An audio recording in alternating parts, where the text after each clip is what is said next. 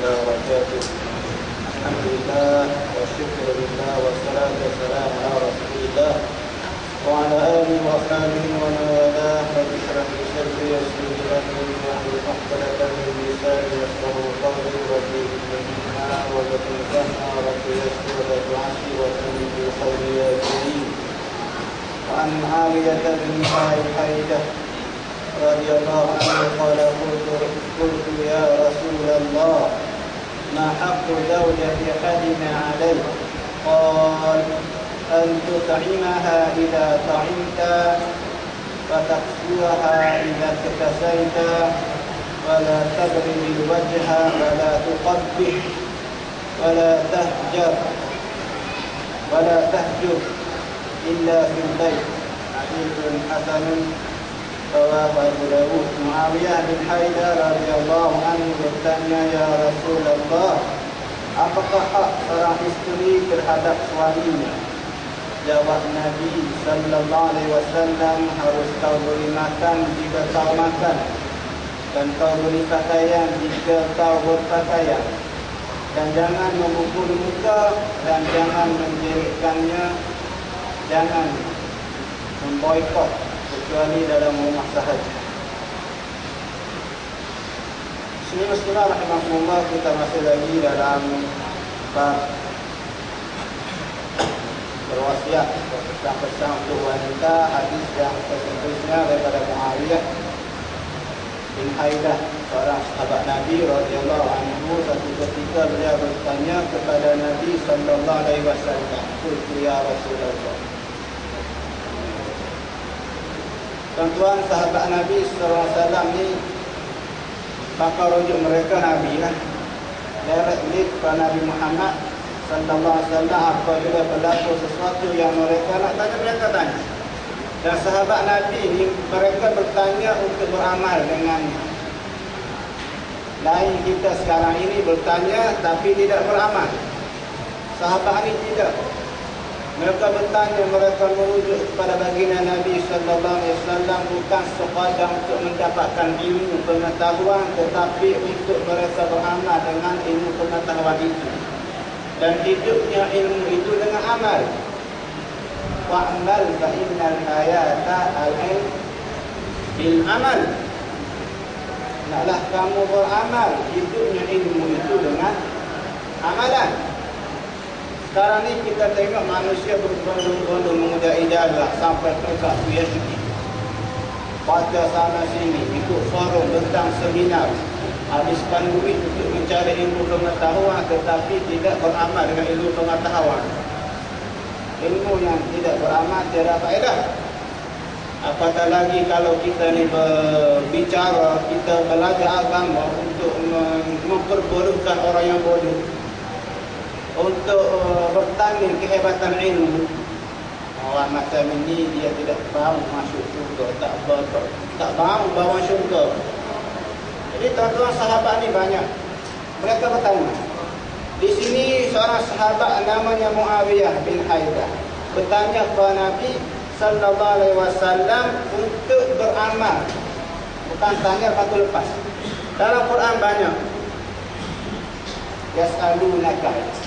Sahabat bertanya untuk mendapat jawapan direct dari Nabi supaya mereka dapat beramal.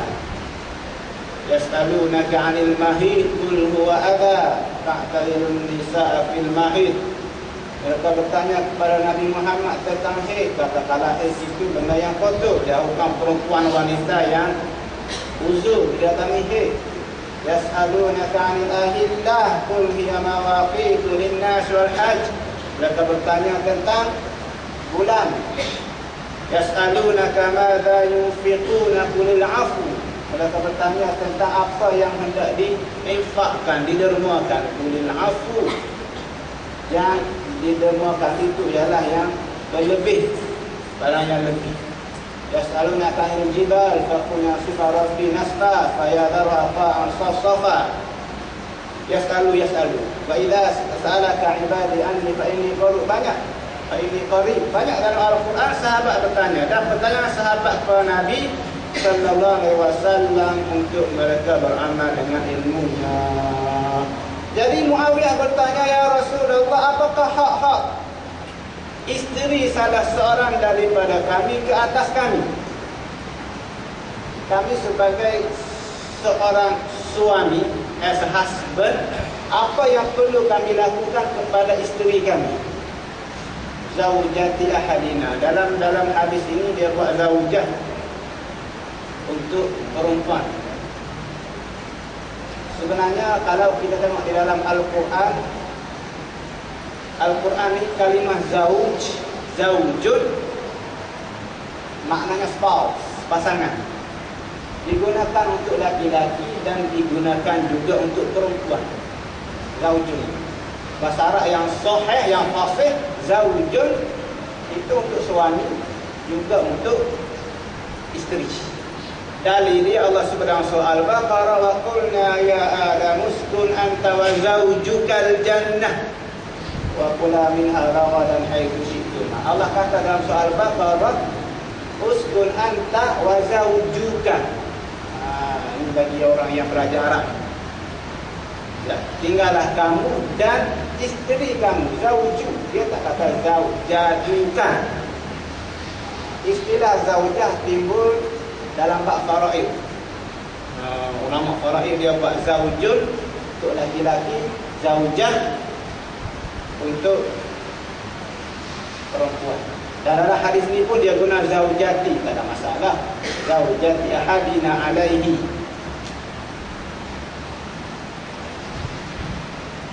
Kalau kita tengok di dalam perbahasan ulama hadis, ada yang mengatakan hadis ini ada masalah sikit dari segi rawi dia. Maksudnya hadis ini adalah hadis sanad dia baik, hadis hasan. Zaujati ahadina alaihi. Apakah yang patut kami buat kepada isteri kami?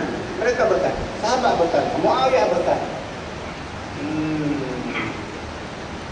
Kata Nabi sallallahu alaihi wasallam, an tut'imaha idza ta'imta, hendaklah kamu memakankan, memberi makan mereka, memberi makan pada isteri jika kamu makan. Maknanya kita ini makan, kalau kita makan roti, isteri kita makan roti lah. Kalau kita makan KFC, isteri kita makan KFC lah. Kalau kita pergi pizza macam bodoh orang sekarang ni, pizza nombor satu bodoh. Kita dulu masa kita ketemu KFC ni, pizza semua tak apalah zaman sekarang nak pada bagaimana. Kita makan pizza, bagi isteri makan pizza lah. Dan isteri kena faham tahap kemampuan suami dia ni, jangan tak lebih-lebih. Dan kita kena reti, jangan pula kita makan sedap, isteri kita makan ikan kering. Tak boleh, tak baik. Kita pergi di hotel 4 bintang, isteri kita bagi yang bungkus tapau. Satu lauk, satu lauk lah, sayur. Satu lauk, satu sayur. Kita 17 lauk, 17 sayur. Dengan orang panggil apa, dessert lagi. Masya Allah, tabarakallah. Isteri kita makan tu je, tak boleh. Kita makan, kita bagi isteri kita makan. Wa taksuha idza tasaita, dan kamu beri makan pakaian jika kau berpakaian.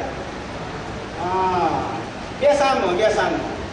Janganlah ada antara dua rejak antara kita dengan isteri kita. Isteri kita pakai yang nombor kelas D, kita kelas A, tak boleh tak betul.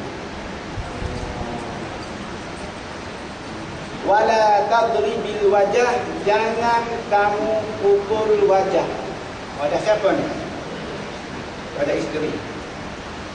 Tuan-tuan, hukum memukuli wajah isteri ke bukan isteri ke, anak murid ke, kawan ke, lawan ke, tak boleh. Nabi larang kita pukul muka seseorang ini, sebab muka adalah gambaran seseorang. Kita ni comel dan bodoh, cantik hadapkan semua wajah tau. Wajah ni sesuatu yang dihormati dalam diri seseorang. Tak boleh kita pukul muka, tak boleh, haram. Apatah lagi orang yang paling dekat dengan kita, iaitu isteri kita, kita pukul muka mereka. Tak boleh. Wala tuqabbih. Tuqabbih ini ialah an yaqula al-abdu qabbahaka Allah. Itu dalam bahasa Arab. Tuqabbih iaitu memperhuduhkan isteri dengan perkataan, sama ada huduh maknawi ataupun hakiki. Huduh muka kamu ni. Tak boleh kata lagu tu. Kamu ni muka huduh. Lah, kenapa kahwin dah huduh? Oh.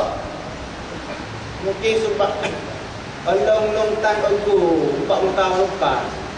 Ya betul lah, 70 tahun lepas nenek kita comel ni. Sekarang umur 70 tahun, tak apa nak comel lah. Tapi tuan-tuan, isteri kita lanjut usia, kita pelayu juga nak perasan tu. Cuma laki-laki ni dia getah. Makin tua ni makin menjadi lah, makin akal, makin gatal. Orang 40, orang kata laki-laki dia bulan dengan 40 begini. 40. Bini kita 40, uduh sungguh ha? Kita pun kata uduh kau ni. Tak boleh, Nabi larang memperhuduhkan isteri kita. Dia hutang muda, dia cantik, comel, biasalah, lumrah kejadian. Kita tak kekal lama. Allah Ta'ala yang maha kekal. Kita ni bukan ini makhluk yang kekal. Jadi tak boleh. Ataupun kita memperhuduhkan keturunan dia pun tak boleh juga. Maknanya kamu ni daripada keturunan sial, bapa kepada sial, anak pun sial, tak boleh juga. Dasar keturunan tak boleh. Ini masa gaduh kan, masa gaduh kan. Sebab tu masa gaduh tu tengok baliklah album malam pertama tu, album sepadi Aidijak Kabur tu, bagus tu kau ambil gambar ni nanti. So, masa gaduh-gaduh buka balik. Kan I love you like me. Oh. Tu orang kata cepat-cepat. Ni yang muda-muda ni. Jangan tunggu lama-lama. Untuk merasai nikmat hikmah perkahwinan ni tahu. Surah Rum ayat 21. Rahmat, mawaddah wa rahmah. Masa mula kahwin dulu kentut pun rasa macam coklat. Bau kentut bagaikan coklat. Masa dulu. Lepas 40 tahun macam-macam keluar. Allah. Tapi lagu itu haram. Haram kita memperhuduhkan isteri kita, sama ada muka dia huduh ataupun keturunan dia. Apa tak boleh. Itu larangan. Wala tahjud, dan jangan kamu boikot, jangan kamu pulau kecuali dalam rumah. Apa makna ni? Kalau kita tengok dalam pengajian kita yang lepas-lepas, cara mengatasi isteri yang nusyuz, wahjuruhunna fil madaji' wadribuhun fa in ata'nakum fala tabu 'alaihinna sabila. Disebut dalam Al-Quran, wahjuruhun, hendaklah kamu pulau mereka. Iaitu pulau di sini, boikot di sini hanya berlaku di dalam rumah saja, iaitu dalam bab pengasingan tidur itu saja. Bercakap boleh, makan boleh sekali, tidur saja. Isteri tidur dalam bilik, kita tidur atas sofa, kita tengok bola pada muka. Siapa? Isteri kita lah. Nakal sangat, musyuk sangat. Itu antara salah satu ta'dib al-mar'ah, untuk kita memperbaiki akhlak isteri yang tak berapa nak comel itu. Tak boleh kita meninggalkan dia daripada rumah, tak boleh. Rumah kita, rumah dia. Mungkin isteri dalam bilik seorang-seorang dia takut. Hujan ni, ujung lagi ni, mesti Cak Gomen nak tidur takut, degung. Bang, panggil, dia panggil abang selalu. Tak ada elektrisiti pun, takut dah. Ya, dia seorang isteri berharap kalau suami yang perwira ni lipas. Ni kalau suami tak lipas juga. Nak betul dulu dengan siapa? Lepas dalam bilik. Oh, terkejut dia. Oh, limpah. Cari suami dia di luar tu. Jangan. Dia pun muhasabah. Mungkin dia akan memperbaiki akhlak dia yang tak baik itu. Kalau kita memulaukan boikot isteri di luar rumah, itu sehingga orang tahu tak boleh. Privacy isteri kita, kehidupan rumah tangga kita, sampai orang luar nampak, sampai jiran nampak, kita start engine lari, tidur di hotel. Tak boleh. Kita boleh memboikot isteri kita apabila berlaku kes-kes nusyus tadi yang kita sebut yang lepas, tapi dalam kawasan rumah saja. Rumah.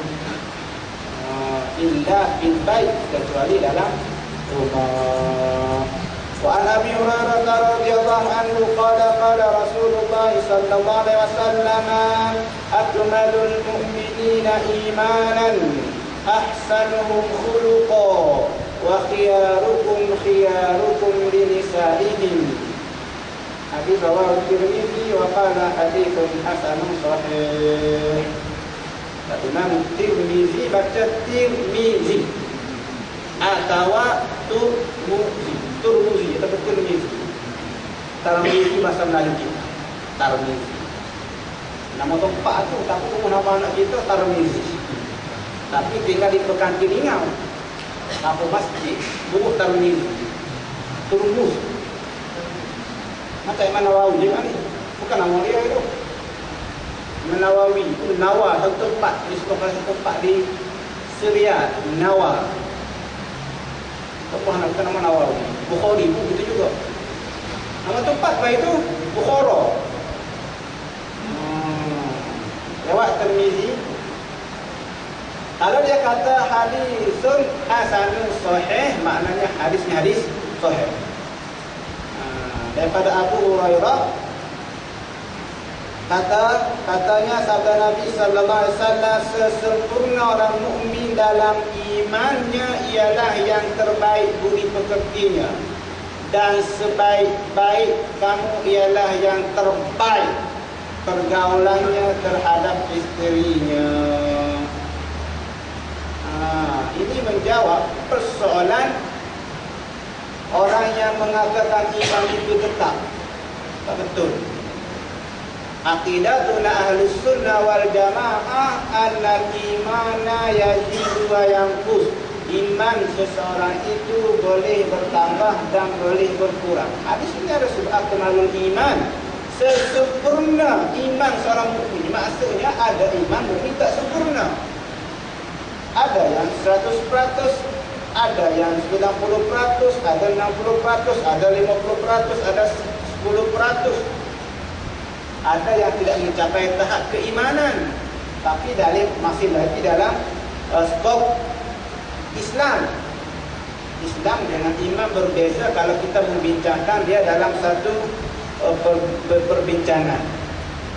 Macam seorang A'rab, qalatil a'rabu amanna qul lam tu'minu walakin qulu aslamna. Arab Badui mengatakan mereka beriman. Allah SWT kata, qul lan tu'minu, kamu tak beriman lagi, walakin qulu aslamna, katakanlah kami baru masuk Islam. Jadi iman ini ada sempurna, ada tak sempurna.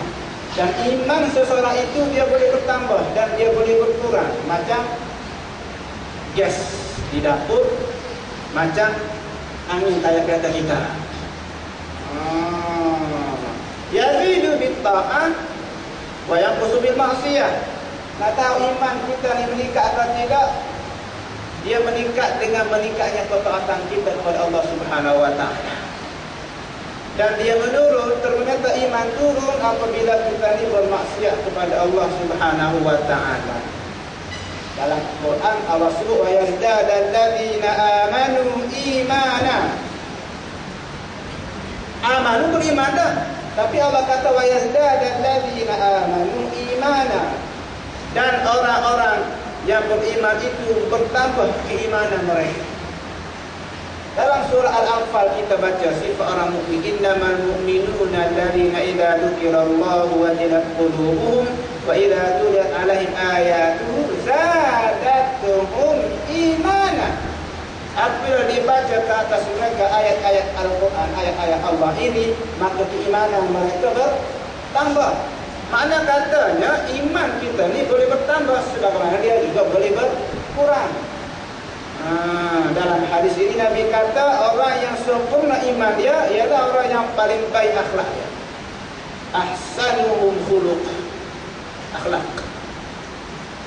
Kalau kita tengok perbahasan tentang akhlak ini, bidang utama akhlak itu sebagaimana Rasulullah Hasan Basri ada 3. Apa dia? Badlul ma'ruf wa kaful adha wa talaqatul wajh.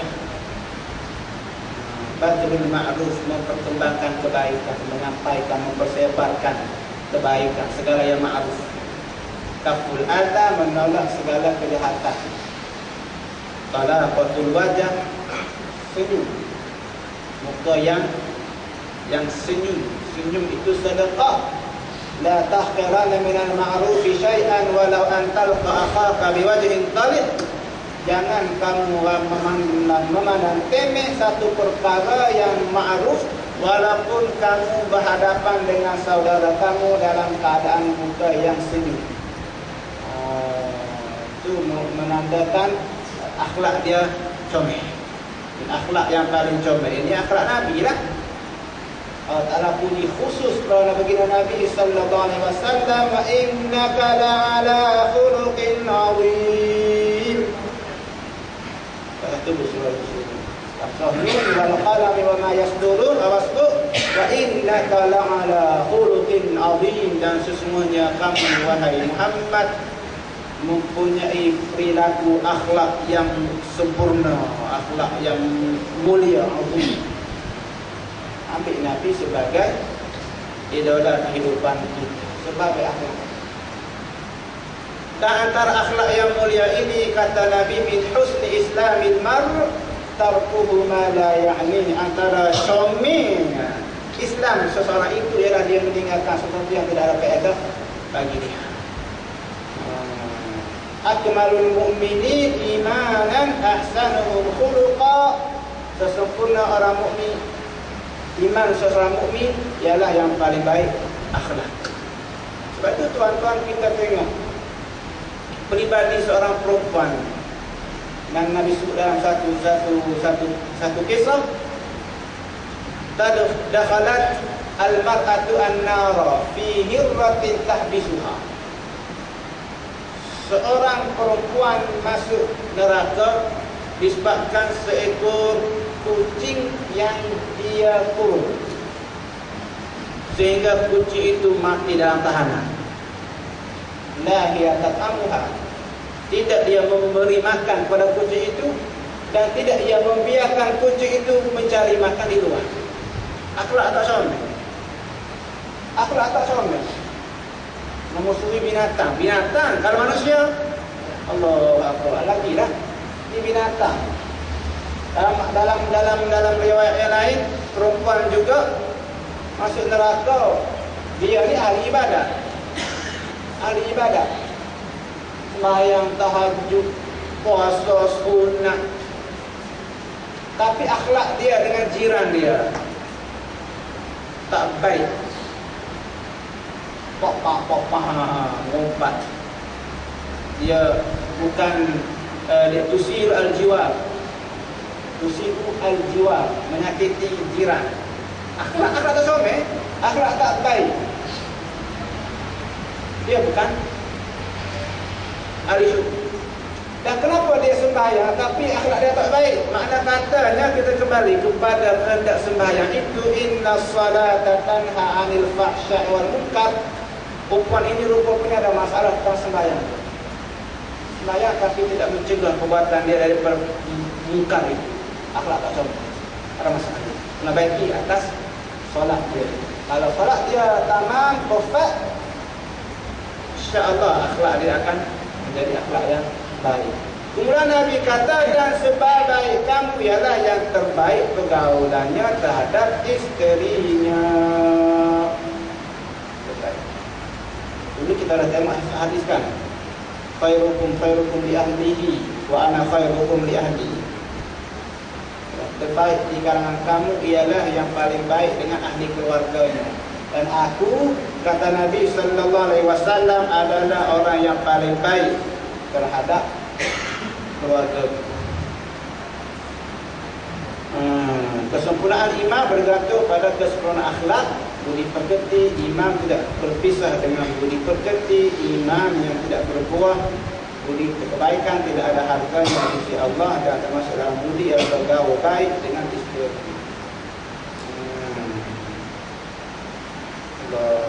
Kita pahamilah alami. Wa an Iyas bin Abdillah bin Abi Dzubab radhiyallahu anhu qala Rasulullah sallallahu alaihi wasallam la taqribu ima Allah. فجاء عمر رضي الله عنه إلى رسول الله صلى الله عليه وسلم فقال دائرنا النساء على أزواجهن فرخص في ضربهن فأطاف بآل رسول الله صلى الله عليه وسلم نساء كثير يشكون أزواجهن فقال رسول الله صلى الله عليه وسلم لقد أطاف بآل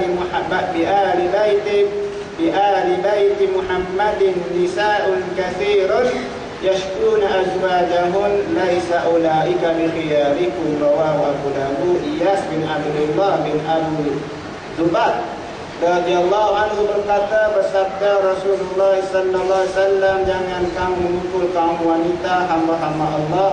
Maka datang Umar kepada Rasulullah sallallahu alaihi wasallam dan berkata, kini para isteri menjadi berani pada suaminya sehingga Rasulullah mengizinkan memukul mereka. Mendadak rumah Rasulullah telah dikerumuni kaum wanita yang akan mengadukan kekejaman suaminya. Maka sabda Rasulullah sallallahu alaihi wasallam, sungguh telah mengelilingi rumah Rasulullah banyak sekali dari kaum wanita mengeluh tentang kekejaman suaminya. Mereka bukan orang yang baik di antara kamu. Baik. Nabi sallallahu alaihi wasallam bagi tahu, la tadribu ima Allahi, jangan kamu pukul. Apa makna ima'ah? Ima Allah ay nisa'a. An-nisa, jangan kamu pukul orang perempuan. Ima ini sebenarnya amah, hamba-hamba. Sebab itu bainal qausai, antara dalam dua hubungan itu disebut hamba-hamba Allah. Ima'ah, dia kalau laki-laki dia panggil Abdullah. Abdullah. Abdullah. Dalam pasal Abdullah, in huwa illa abdun an'ama alaih. Abdullah. Jadi kalau perempuan itu ada bahasa Arab, muslim, muslimah. Kalau abdul, dia bukan amah, dia bukan abdah. Ada dulu pelajar saya perempuan, dia nama dia abdah. Jadi dia menyangka bahawa abdah itu ialah female bagi abdul. Abdul amah. Dari dia Allah Subhanahu wa taala bagi tahu, wala tunkihul musyrikati hatta yu'min wala amatun mu'minatun. Dan sebelumnya wala tunkihul musyrikin hatta yu'minu wal 'abdul mu'minun khairun. Dan wala tunkihul musyrika hatta yu'min wala amatun mu'minatun. Amah jamak dia, plural dia imah. Ima'ah Allah, iaitu perempuan-perempuan, hamba-hamba Allah yang perempuan. Hamba Allah bagi laki-laki ibad, wa ibadur rahman, ibadullah. Abdul ibad, ibadun Allah, ibadullah. Imam dalam hadis yang lain